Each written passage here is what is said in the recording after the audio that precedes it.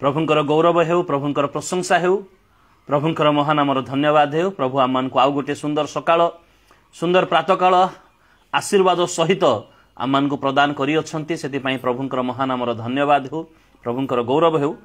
आज ए प्रातकाल रे आमने गोटे विषय आलोचना करिबा। आ आलोचनार विषय होची प्रभु जीशु शिखैथिबा प्रार्थना। प्रभु जीशु शिखैथिबा प्रार्थना रे से कौन कहिबा पई आमन को कहि अछंती से विषय रे आमने आलोचना करिबा। सेति पई आसु आमने गोटे अंश पाठ करिबा। लूक लिखित सुसमाचार 11 अध्याय 1 पद 2 पद आमने पाठ करिबा। एटारे ए प्रकार लिखा अछि, थरे से कोनोसी गोटे स्थान रे प्रार्थना करुथिले। से प्रार्थना समाप्त करन्ते तांकर शिष्य मान को मध्यरु जणे ताहांको कहिले, हे प्रभु, जोहन जेपरि आपना शिष्य मान को प्रार्थना करिबा को सिखाइले, आपण मध्य सेही परि आम्भ मान को प्रार्थना करिबा को सिखांतो। एथिरे से मान को कहिले, जेतेबेले तुम माने प्रार्थना करो सेतेबेले कुह, पिता तुम्भ नाम पवित्र बोली मान्य हो, तुम्भर राज्य आसु। प्रभु ए पठित अंश द्वारा आम को आशीर्वाद करंतु। एहार अंतराल रे थिबा समस्त आत्मिक शिक्षा बुझिबा पई आ पालन करिबा पई आम को ऊर्ध्वरु साहाय्य आ शक्ति प्रदान करंतु।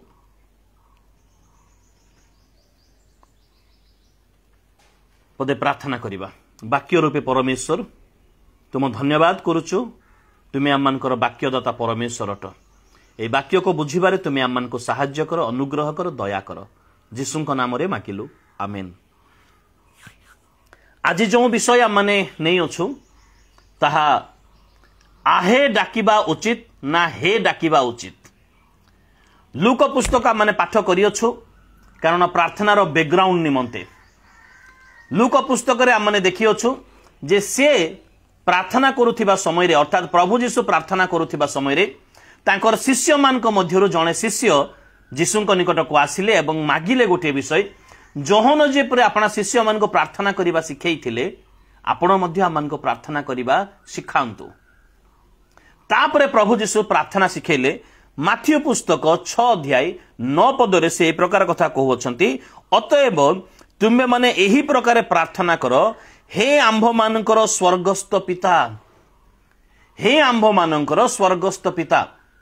माथ्यू पुस्तक अनुसार परमेश्वर को डाकिबा पई हे शब्दटा व्यवहार करिबा पई प्रभु जीशु कहि अछंती। हे शब्दटा जगत रे आमने जितबे जगत रे वास करि अछु, जगत रे अन्य को डाकिबा निमंते विभिन्न प्रकार संबोधन सूचक शब्द सब रही अछि, बा आमे जाको डाकरा बोली कहूछु। विभिन्न प्रकार विषय सब रही अछि जे आमने काहाको की प्रकार भाबरे डाकिबा, ए प्रकार विषय रही अछि।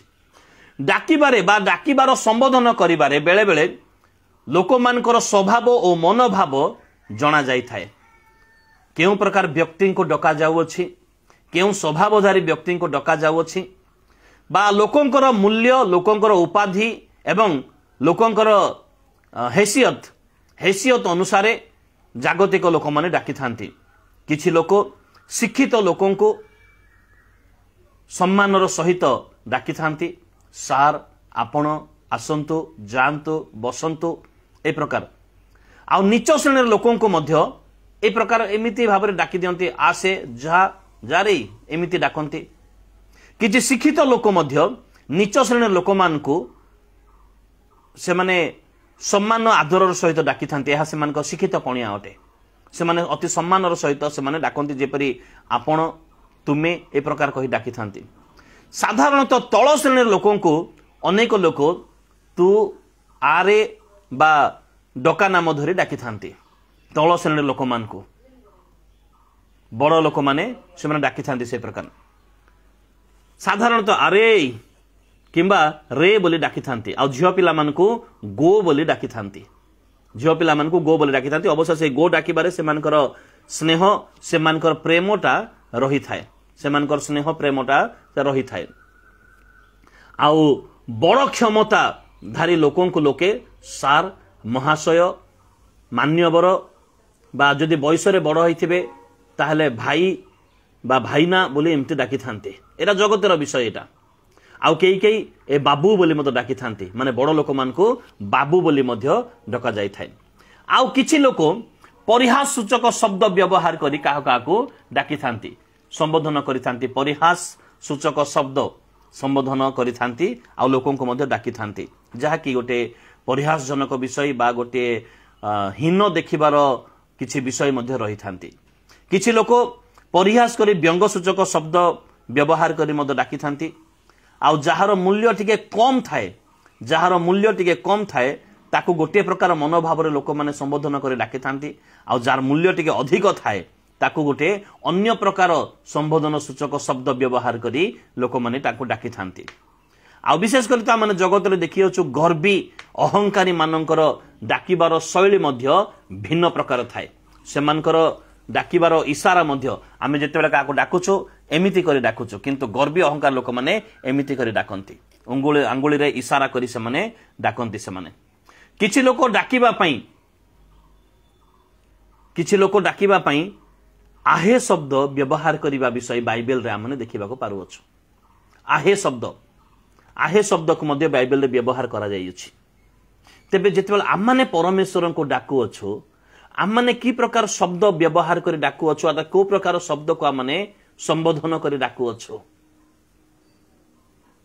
एटा जानिबार नितांत आवश्यकता रही अछि अनेक लोकंकर प्रार्थना रे मु देखु अछि से माने परमेश्वर को से माने आपण बोली व्यवहार करि थांती आ अनेक लोक तुमे बोली व्यवहार करि थांती आ हिंदी शब्द अर्थ तो तू तो भला है तू तो ये दिया तूने ये दिया तूने बोली की संबोधन करि थांती आ से मान को सहित जते बेले कथा वार्ता करा जाए सेते बेले से माने कहि थांती जे एहा अति आपणार शब्द एहा अटे तू बोली डाकिबा अति आपणार शब्द अटे किंतु जागतिक भाव जदि देखा जाए ताहले ताहा उचित विषय नुहे कारण जदि आम गोटे जागतिक मान्यगण्य व्यक्ति को मान्यवर आपण सार बोली आम संबोधन करवा आ परमेश्वर जे राजा मान राजा पवित्र परमेश्वर देवगण मध्य तुल्य केही नुहंती दूत माने तांको सम्मुख रे साहसर सहित ठिया ही पारंती नाही शराबगण किरुबगण तांकर उपासना करंती चारि प्राणी 24 प्राचीन अपना अपना मुकुट काली तांकर संबोधन करंती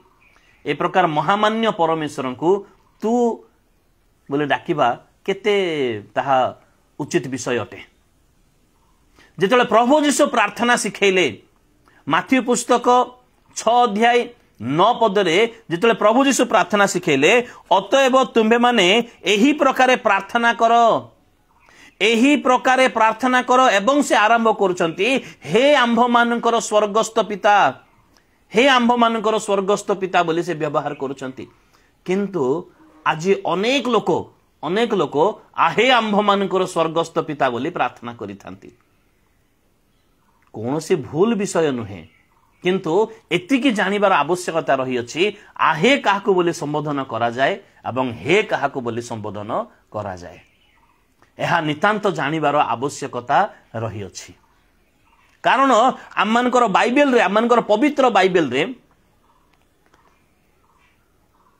प्रभु यीशु जहाँ शिखै माथ्यू पुस्तक 6 अध्याय 9 पदरे हे शब्द बोली उल्लेख करा जाइछि पवित्र बाइबल रे हे शब्द हे संबोधन सूचक शब्द 1863 थर व्यवहार करा जाइछि 1863 थर ए हे शब्द हे संबोधन सूचक शब्द व्यवहार करा जाइछि आउ सेथि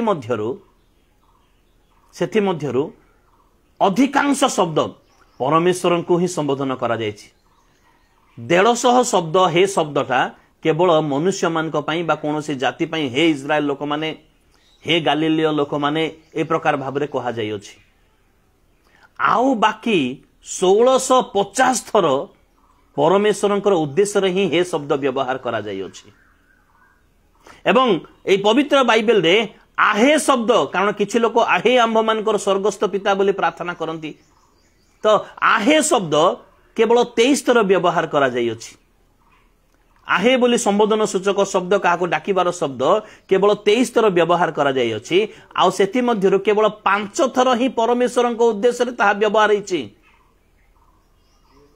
आ बाकी 18 थर ताहा मनुष्य मान को कहा जाइछि साधारण मनुष्य मान को आहे बोली डकरा जाए आ परमेश्वर को हे बोली डकरा जाए तो आहे आंभ मानकर स्वर्गस्थ पिता बोली जो माने प्रार्थना करंती प्रभु जीशु कौन ता शिखई अछंती कि आहे कहिबा पई ना हे आंभ मानकर बोली प्रभु जीशु शिखई अछंती। मु पुराना बाइबल देखि अछि, नुआ बाइबल देखि अछि, उड़िया बाइबल रे आहे आंभ मानकर स्वर्गस्थ पिता नुह बरंच हे आंभ मानकर स्वर्गस्थ पिता। अवश्य हे जगार आहे कहीदेले आम मान मध्य थिबा आदर सम्मान मान ए समस्त कमी जाए नहीं, किंतु उपयुक्त शब्द व्यवहार करने आवश्यकता रही। कारण कोरिन्थीय पुस्तक लिखा जाइए, मु बुद्धिर सहित मध्य प्रार्थना करी, मु आत्मार सहित मध्य प्रार्थना करी। आउ बुद्धिर सहित प्रार्थना करिवार आवश्यकता रही अछि, बुद्धिर सहित। कारण जो आहे बोली व्यवहार करा जाय अछि, आमने देखुछु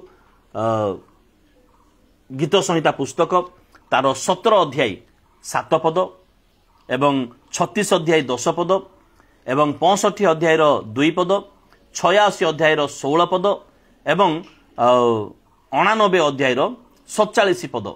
एई पद मानकरे केवल 5 थर परमेश्वर को आहे बोली कहा जायछि। आ बाकी जेतिकी थर आहे बोली लिखा जाय अछि ताहा मनुष्य मान को उद्देश्य रे कहा जाय अछि। मनुष्य मान को आहे सदा प्रभु जे मंगलमय यह आस्वादन करी देख, यह परमेश्वर को उद्देश्य रे कहा जाय, मनुष्य मान को आस्वादन करबा पई कहा जाय अछि। आहे शब्द मनुष्य मान को व्यवहार करा जाए, आ हे शब्द परमेश्वर को उद्देश्य रे व्यवहार करा जाए। सेति पई माथ्यू पुस्तक 6 अध्याय तार 9 पद रे प्रभु जीशु जतले प्रार्थना सिखेले, अतएव तुम्हें माने एही प्रकार प्रार्थना करो, हे आंभ मानकर स्वर्गस्थ पिता। आहे आंभ मानकर बोली बाइबल रे लेखा जाई नाही, सेति पई हे आंभ मानकर स्वर्गस्थ पिता बोली आमने प्रार्थना करिबा आवश्यकता रही अछि। प्रभु आमन को अनुग्रह करंतु, आ उचित शब्द नहीं संबोधन करी तांको डाकिबा पई आमन को साहाय्य शक्ति प्रदान करंतु। कारण आमनकर डाकिबार शैली मध्य उचित हेबार आवश्यकता रही अछि। विश्वासीर कर्तव्य से परमेश्वर को डाकिबा बा परमेश्वर को उद्देश्य रे रब उच्चारण करिबा परमेश्वर को डाकिबा, किंतु उचित शब्द व्यवहार करी केबे परमेश्वर को रे बोली कि मध्य कुहा जाय नाही, बाइबल रे हे बोली कुहा जाय अछि। अब आमन को हे शब्द व्यवहार करी परमेश्वर को डाकिबार आवश्यकता रही अछि। अवश्य से दयालु परमेश्वर, सेति पई आमन का प्रार्थना सुनंती, आमे आहे को किबा हे को दयालु परमेश्वर आमन को प्रेम करूथिबारु आमन कर प्रार्थनार उत्तर से देउछंती। किंतु बाइबल आमन को शिक्षा दिए, हे आंभ मानकर स्वर्गस्थ पिता। प्रभु आमन को आशीर्वाद करंतु। Praise the Lord.